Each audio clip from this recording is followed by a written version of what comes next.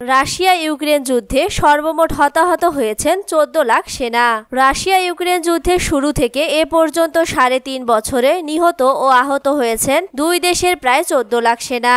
এদের মধ্যে রুশ সেনাদের সংখ্যা 10 লাখ এবং ইউক্রেনীয় সেনাদের সংখ্যা প্রায় 4 লাখ। যুক্তরাষ্ট্র ভিত্তিক থিঙ্ক ট্যাঙ্ক সংস্থা strategic and international studies CSIS সাম্প্রতিক এক গবেষণা প্রতিবেদনে উল্লেখ করেছে এ তথ্য। প্রতিবেদনে বলা হয়েছে, রুশ বাহিনীর যে 10 লাখ সেনা হতাহত হয়েছেন তাদের মধ্যে নিহত হয়েছেন প্রায় 2.5 লাখ সেনা, বাকিরা সবাই আহত হয়েছেন। অন্যদিকে ইউক্রেনীয় বাহিনীর হতাহত 4 লাখ সেনার মধ্যে নিহত হয়েছেন প্রায় 1 লাখ সেনা। মিনস্ক চুক্তির শর্ত মেনে ক্রিমিয়া উপদ্বীপকে রুশ ভূখণ্ড হিসেবে স্বীকৃতি দেওয়ার প্রতিশ্রুতি প্রদান সত্ত্বেও তা পালন না করা এবং যুক্তরাষ্ট্রের নেতৃত্বাধীন সামরিক জোট ন্যাটোর সদস্য পদের জন্য ইউক্রেনের তদিরকে ঘিরে কয়েক বছর ধরে টানাপোড়েন চলার পর 2022 সালের 24 ফেব্রুয়ারি থেকে দেশটিতে অভিযান শুরু করে রুশ বাহিনী। প্রেসিডেন্ট পুতিন নিজে এ অভিযান শুরুর নির্দেশ দিয়েছিলেন। অভিযান শুরুর আগে 3 মাস ধরে রাশিয়া ইউক্রেন সীমান্তে অবস্থান নিয়েছিল রুশ সেনারা। রাশিয়ার যে সামরিক শক্তি ও সক্ষমতা তাতে হয়তো 1 সপ্তাহের মধ্যেই ইউক্রেনের পতন ঘটতে পারত, কিন্তু রুশ বাহিনী সামরিক অভিযান শুরুর পর থেকে ইউক্রেনের দিকে সহায়তার হাত বাড়িয়ে দেয় যুক্তরাষ্ট্র, ন্যাটো এবং ইউরোপ। তারা ইউক্রেনকে সমানে অর্থ ও অস্ত্র সহায়তা প্রদান শুরু করে। বিশেষ করে যুক্তরাষ্ট্রের সহায়তার পরিমাণ ছিল সর্বোচ্চ। সাবেক প্রেসিডেন্ট বাইডেনের সময় ইউক্রেনকে $1000 কোটি বেশি অস্ত্র ও অর্থ সহায়তা দিয়েছে যুক্তরাষ্ট্র। তবে যুক্তরাষ্ট্র ও ইউরোপের এই বিপুল সামরিক সহায়তা সত্ত্বেও গত 3.5 বছরের যুদ্ধে দোনেস্ক, লুহানস্ক, জাপোরিজিয়া ও খেরসন ইউক্রেনের এই 4 প্রদেশ দখল করেছে রাশিয়া, যা ইউক্রেনের মোট ভূখণ্ডের 1/5।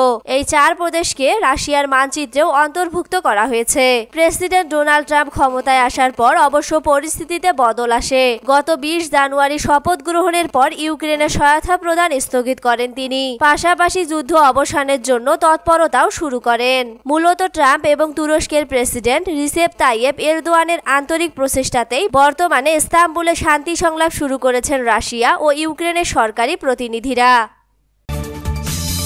ইউক্রেনকে 1 লাখ ড্রোন দেওয়ার ঘোষণা ব্রিটেনের। ইউক্রেনকে 1 লাখ ড্রোন সরবরাহ করার ঘোষণা দিয়েছে যুক্তরাজ্য। দেশটি বলছে 2026 সালের এপ্রিলের মধ্যে তারা ইউক্রেনকে এসব ড্রোন দেবে, যা আগের প্রতিশ্রুতির তুলনায় 10 গুণ বেশি। ব্রিটিশ সরকার বলছে এই মানববিহীন উড়োযানগুলো যুদ্ধের ধরন বদলে দিয়েছে। বুধবার এক প্রতিবেদনে এই তথ্য জানিয়েছে বার্তা সংস্থা রয়টার্স। বার্তা সংস্থাটি বলছে, যুক্তরাজ্যের পক্ষ থেকে ইউক্রেনকে ড্রোন সরবরাহ করার এই ঘোষণা এমন এক সময়ে দেওয়া হলো যখন দেশটি স্বাধীনভাবে প্রস্তুত করা স্ট্র্যাটেজিক ডিফেন্স রিভিউ বা কৌশলগত প্রতিরক্ষা পর্যালোচনা এর সুপারিশ গ্রহণ করেছে। সেখানে বলা হয়েছে রাশিয়ার সম্ভাব্য হুমকি মোকাবেলায় প্রযুক্তি নির্ভর ও আক্রমণাত্মক ক্ষমতা সম্পন্ন সেনাবাহিনী গড়ে তোলা জরুরি। রয়টার্স বলছে, রাশিয়ার আগ্রাসনের বিরুদ্ধে ইউক্রেনের 3 বছরের বেশি সময় ধরে চলা প্রতিরোধ সংগ্রামের ড্রোন যুদ্ধক্ষেত্রে বড় পরিবর্তন এনেছে বলে মনে করছে ব্রিটেন। সেই অভিজ্ঞতা থেকে শিক্ষা নিয়ে ইউক্রেনকে আরো বেশি সহায়তা দিতে চায় দেশটি।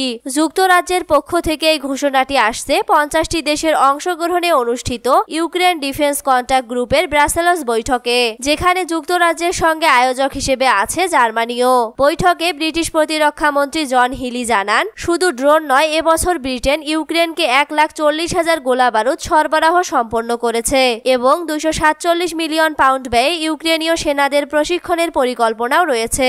ড্রোন সহায়তার এই 350 মিলিয়ন পাউন্ড মূল্যের প্যাকেজটি ইউক্রেনের জন্য ঘোষিত 4.5 বিলিয়ন পাউন্ডের সামরিক সহায়তা পরিকল্পনার অংশ। ইউক্রেনের অন্যতম বড় পশ্চিমা মিত্র হিসেবে ব্রিটেন যুদ্ধের শুরু থেকেই নানা ধরনের সমর্থন দিয়ে আসছে।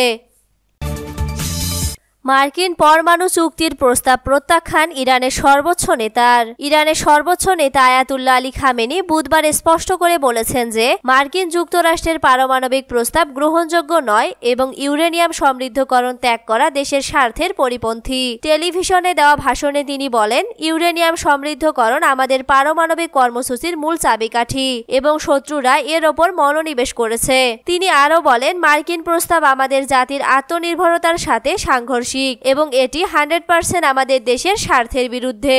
খামেনি মার্কিন নেতাদের দাবি প্রত্যাখ্যান করে যুক্তরাষ্ট্রের উদ্দেশ্যে প্রশ্ন তুলে বলেন, ইরানের ইউরেনিয়াম সমৃদ্ধকরণ করা উচিত কিনা সে বিষয়ে সিদ্ধান্ত নেওয়ার আপনি কে?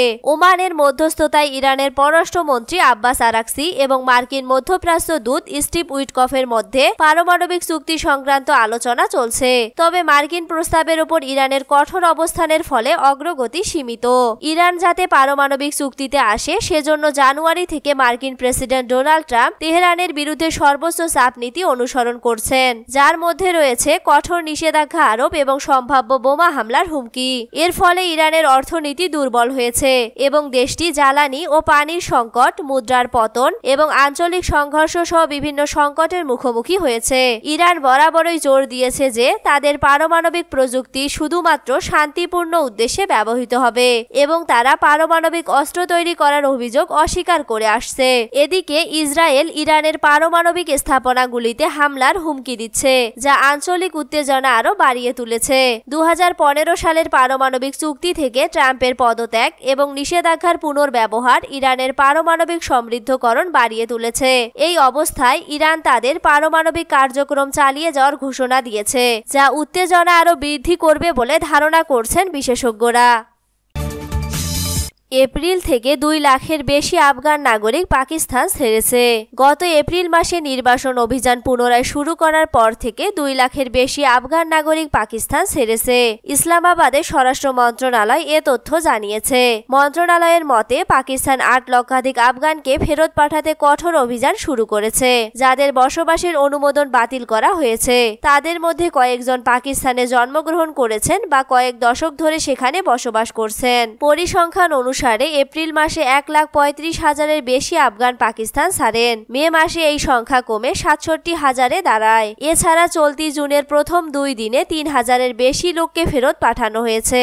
গত কয়েক দশক ধরে কয়েক লাখ আফগান ধারাবাহিক যুদ্ধ থেকে পালিয়ে পাকিস্তানে ঢুকে পড়েছে। 2021 সালে তালেবান সরকার ফিরে আসার পরও কয়েক লাখ আফগান পাকিস্তানে যায়। 2023 সালে তাদের সরিয়ে দেওয়ার অভিযান শুরু হয়। এর ফলে কয়েকদিনের মধ্যেই হয়রানি বা গ্রেপ্তারের ভয়ে লাখো আফগান সীমান্ত অতিক্রম করে চলে যায়। এই সময়কালে মোট 10 লক্ষাধিক আফগান পাকিস্তান ছেড়ে চলে গেছে। গত বছর পাকিস্তানে 1 দশকের মধ্যে সবচেয়ে বেশি সংখ্যক হামলায় মৃত্যুর রেকর্ড করা হয়েছে। আফগানিস্তানের সীমান্তে পাকিস্তানের নিরাপত্তা বাহিনী প্রচণ্ড চাপের মধ্যে রয়েছে। তারা দক্ষিণ পশ্চিমে বেলুচিস্তানে ক্ষুদ্র জাতীয়তাবাদীদের ও উত্তর পশ্চিমে পাকিস্তানি তালেবান এবং তাদের সহযোগীদের ক্রমবর্ধমান বিদ্রোহের বিরুদ্ধে লড়াই করছে। নিরাপত্তা ও অর্থনৈতিক সংকট আরো গভীর হওয়ার সাথে সাথে কিছু পাকিস্তানি বিপুল সংখ্যক আফগান জনগোষ্ঠীকে আশ্রয় দিতে ক্লান্ত হয়ে পড়ায় সরিয়ে দেওয়া অভিযানে ব্যাপক সমর্থন সৃষ্টি হয়েছে। সুদানে কার্গো বিমান অবতরণের পরপরই বোমা হামলা। সুদানের দারফুর অঞ্চলে আধা সামরিক বাহিনী নিয়ন্ত্রিত বিমানবন্দরে বুধবার একটি কার্গো বিমান অবতরণের পরপরই বোমা হামলার ঘটনা ঘটেছে। 3 জন প্রত্যক্ষদর্শীর বরাত দিয়ে এএফপি এক প্রতিবেদনে এ তথ্য জানিয়েছে। দক্ষিণ দারফুর রাজ্যের রাজধানী নিয়ালার বিমানবন্দরটি কয়েক সপ্তাহ ধরে সুদানের সেনাবাহিনীর একাধিক বিমান হামলার লক্ষ্যবস্তু হয়ে উঠেছে। 2023 সালের এপ্রিল থেকে সেনাবাহিনী ও আধা সামরিক বাহিনী র্যাপিড সাপোর্ট ফোর্সেসের আরএসএফ এর মধ্যে চলমান যুদ্ধে এ হামলা একটি নতুন ধাপ। সুদানের কার্যত শাসক আবদেল ফাত্তাহ আল বুরহানের নেতৃত্বাধীন সেনাবাহিনী ও তার সাবেক উপপ্রধান মোহাম্মদ হামদান দাগলোর নেতৃত্বাধীন আরএসএফ দুই পক্ষই সর্বশেষ হামলা সম্পর্কে এখনো কোনো তথ্য প্রকাশ করেনি। বিমানবন্দরে পাশে বাস করা একজন প্রত্যক্ষদর্শী এএফপিকে বলেন, সকাল 5:30টায় আমি একটি কার্গো বিমান রানওয়েতে অবতরণ করতে দেখি। এর আধা ঘন্টা পর আমি বিস্ফোরণের শব্দ শুনি ও ধোঁয়া উঠতে দেখি। এই বক্তব্য আরো 2 জন প্রত্যক্ষদর্শী নিশ্চিত করেছেন। এছাড়া শহরের আরো অনেক বাসিন্দা জানান, প্রায় 1 ঘন্টা ধরে নিয়ালার বিভিন্ন এলাকায় বিস্ফোরণের শব্দ শোনা গেছে। তারা সবাই নিরাপত্তার কারণে নাম প্রকাশ না করার শর্তে এএফপির সঙ্গে কথা বলেন, কারণ 2023 সাল থেকে নিয়ালায় আরএসএফ এর নিয়ন্ত্রণ প্রতিষ্ঠার পর বেসামরিক জনগণের ওপর দমন পীড়ন চলছে।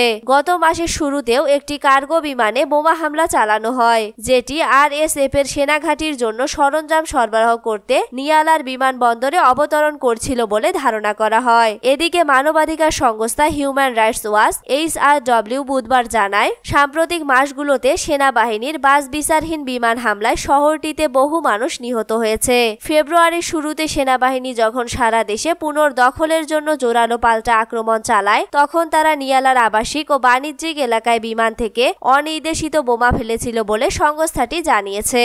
ফেব্রুয়ারির 3 তারিখের এক হামলায় 5টি বোমা শহরের ঘনবসতিপূর্ণ এলাকায় পড়লে 32 জন নিহত হয় বলে জানায় আন্তর্জাতিক মেডিকেল দাতব্য সংস্থা ডক্টরস উইদাউট বর্ডার্স। 2023 সালে যুদ্ধ শুরু হওয়ার পর থেকে কয়েক হাজার মানুষ প্রাণ হারিয়েছে। 1.3 কোটি মানুষ বাস্তুচ্যুত হয়েছে এবং বিশ্বে সবচেয়ে বড় ক্ষুধা ও বাস্তুচ্যুতি সংকট সৃষ্টি করেছে। এ যুদ্ধ কার্যত সুদানকে 2 ভাগে বিভক্ত করেছে। সেনাবাহিনী মধ্য, উত্তর ও পূর্ব অঞ্চল নিয়ন্ত্রণ করছে। অন্যদিকে RSF প্রায় পুরো দারফুর ও তাদের মিত্রদের সহযোগিতায় দক্ষিণের কিছু অংশ দখলে রেখেছে।